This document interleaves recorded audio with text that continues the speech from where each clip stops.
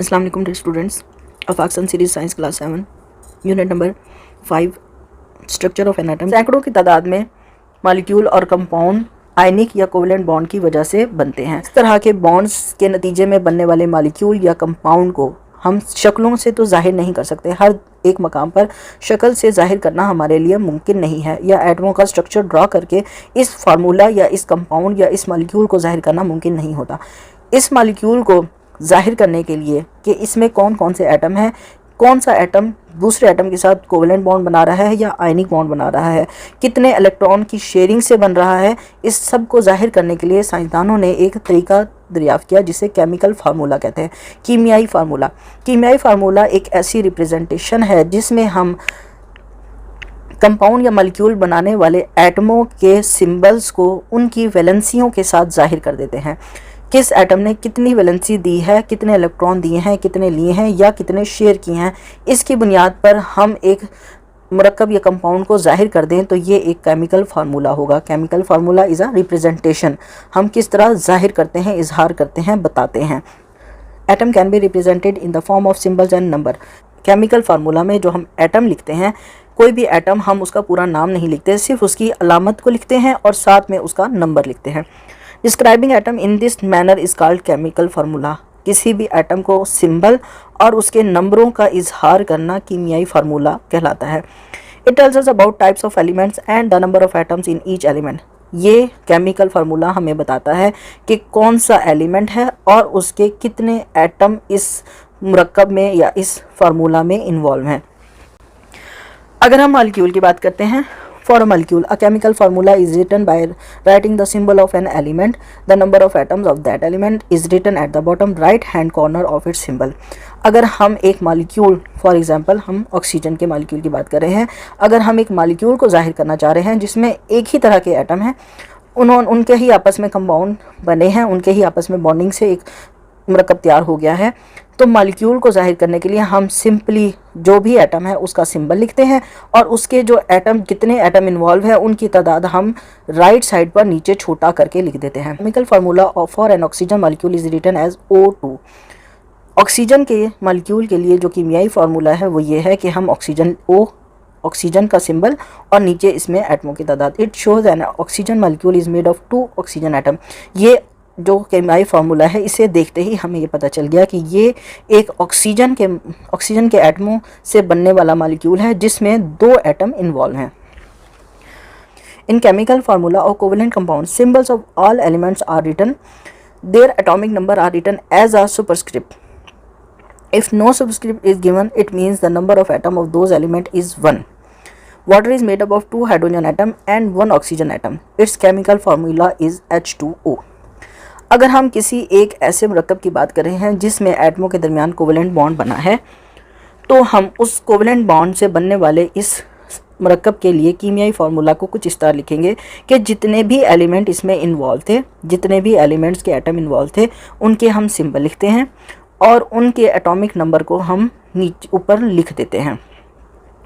अगर atomic number हमें नहीं दिया गया, लिखा हुआ नहीं दिखाया गया, तो इसका मतलब है जो सिर्फ एक ही एटम इन्वॉल्व है। वाटर, पानी के मॉलिक्यूल के अंदर एक ऑक्सीजन 2 हाइड्रोजन एटमों के साथ मिलाप करता है। यहाँ पर हमने देखा कि हमने जो वाटर के लिए मॉलिक्यूल फार्मूला लिखा है H2O, यहाँ पर अब इस फार्मूला में हाइड्रोजन का सिंबल है, ऑक्सीजन का सिंबल है और हाइड्रोजन के जो 2 एटमों की तादाद है या इसका जो एटॉमिक नंबर है उसको हमने नीचे लिख दिया है सुपरस्क्रिप्ट ने राइट साइड पे। For example CaCl2 calcium chloride का फार्मूला, यहाँ पर एक कैल्शियम का एटम 2 क्लोरीन के एटमों के साथ मिलाप कर रहा है, तो एक एटम है कैल्शियम का, इसलिए इसका एटॉमिक नंबर हमने नहीं लिखा, लेकिन 2 क्लोरीन के एटम इन्वॉल्व हैं इसलिए हमने यहाँ पर इसके एटॉमिक नंबर 2 लिख दिया है, यानी 2 एटम यहाँ पर हमने जाहिर कर दिए हैं। कोवेलेंट बॉन्ड का केमिकल फार्मूला लिखना आसान है, लेकिन दूसरी सूरत में अगर कंपाउंड आयनिक बॉन्डिंग से बना है, यानी एक आयनिक कंपाउंड है, कोवेलेंट कंपाउंड है तो उसमें तो सिर्फ शेयरिंग हो रही है, अगर आयनिक कंपाउंड है तो उसमें केमिकल फार्मूला लिखने का तरीका थोड़ा सा मुख्तलिफ होगा। As ionic compounds are made up of cations and anions, they are represented by these ions and their valency number. क्योंकि जो आयनिक कंपाउंड बना है वो या तो इलेक्ट्रॉन देने की वजह से बना है या इलेक्ट्रॉन लेने की वजह से बना है। यहाँ पर हमें इनको कंपाउंड लिखते हुए इनका ये जो वैलेंसी नंबर है, कितने इलेक्ट्रॉन इन्होंने दिए हैं कितने लिए हैं, उसको जाहिर करना ज़रूरी है।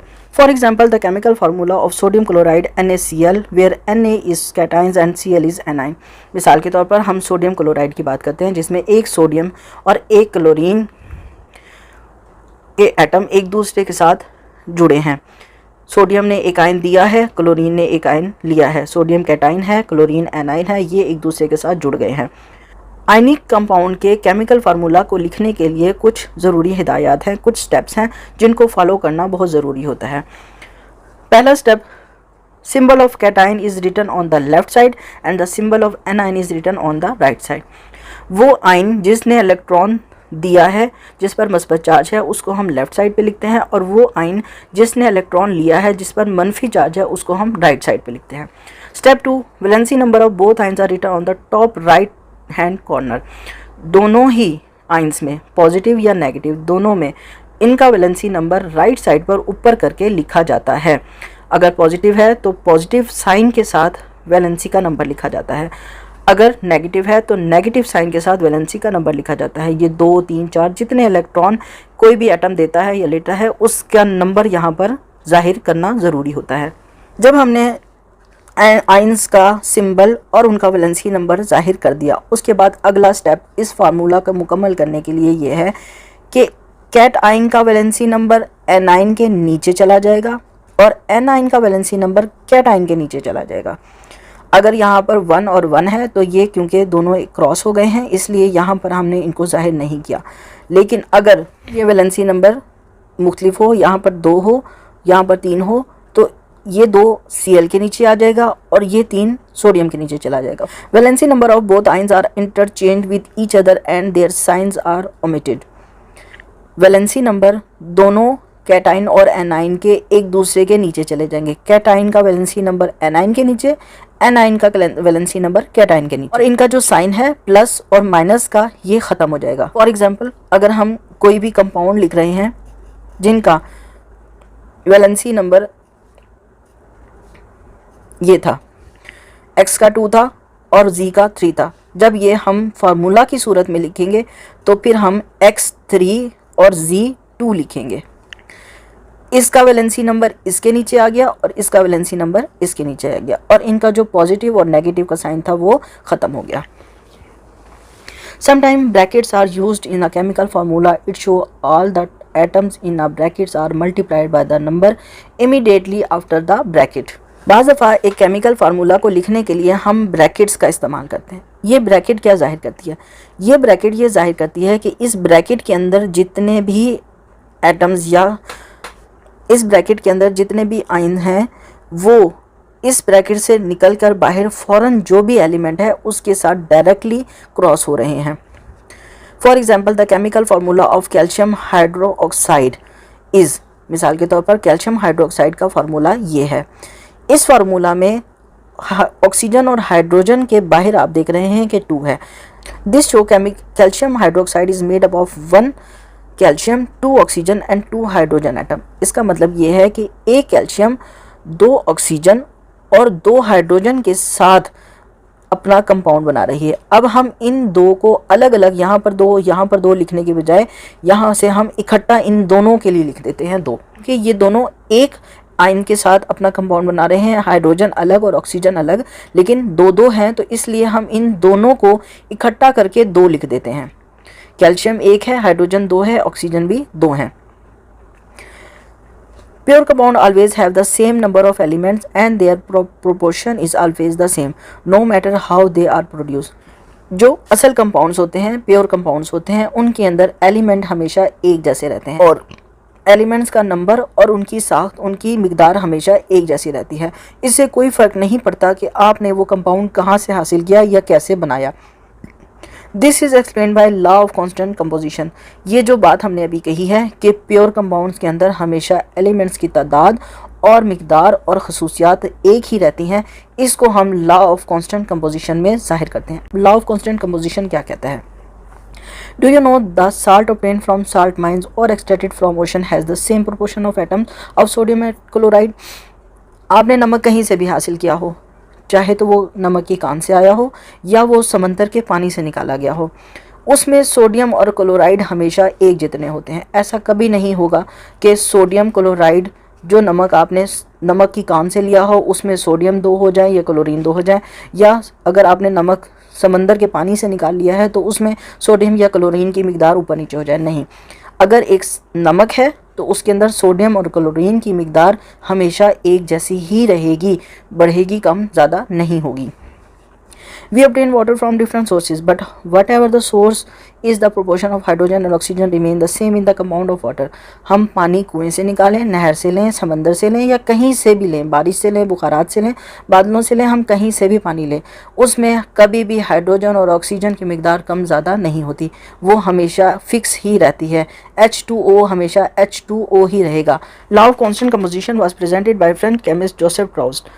लॉ ऑफ कांस्टेंट कंपोजिशन को एक फ्रांसीसी केमिस्ट ने जोसेफ प्राउस्ट ने बयान किया था। इस कानून के तहत, इस लॉ के तहत, he propose that no matter how compounds are form their composition remain the same. इस कानून के तहत, इस कानून के मुताबिक आप एक कंपाउंड को किसी भी तरीके से बना लें या कहीं से भी हासिल कर दें, उसमें मौजूद अज्जा हमेशा एक जैसे रहते हैं, उसमें मौजूद जो एटम है वो हमेशा वही रहेंगे, वो कम ज़्यादा नहीं होंगे। The law shows that compounds are always made of same components in the same proportion.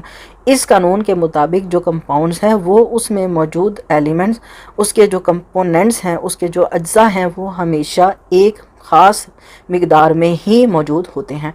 For example methane gas can be prepared by different method but it always made up of 4 atom of hydrogen and 1 atom of carbon.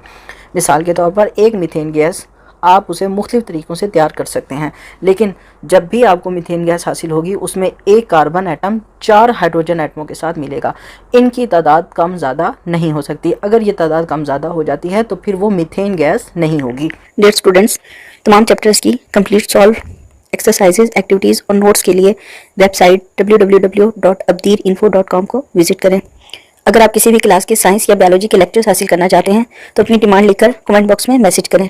Dear students, अगर आपको lecture पसंद आया हो तो video को like करें, channel को subscribe करें और नीचे दिए हुए बेल आइकन को प्रेस कर दें ताकि आइंदा आने वाले तमाम लेक्चर्स की अपडेट्स आपको मिलती रहें।